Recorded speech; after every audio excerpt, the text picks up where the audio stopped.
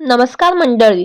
जी मराठी वाहिनीवरील तब्बल 10 वर्ष प्रेक्षकांचं खळखळून मनोरंजन करणाऱ्या शो म्हणजे चला हवा येऊ द्या याने काही महिन्यापूर्वीच निरोप घेतला. मध्यंतरी या शोला प्रेक्षकांनी अक्षरशः डोक्यावर घेतलं होतं.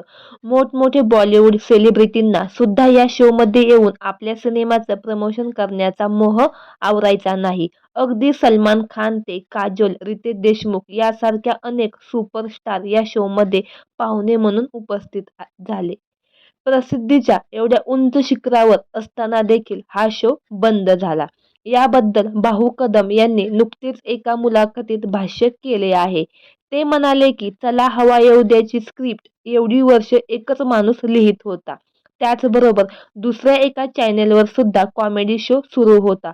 पण तिथे लेखक वेगवेगळे होते. त्यामुळे त्यांच्याकडे व्हेरिएशन सुद्धा होते. आमच्याकडे एकच माणूस लिहित असल्यामुळे व्हेरिएशन किती येणार? शिवाय आपण केलेलं सगळं थोडं हिट होतं.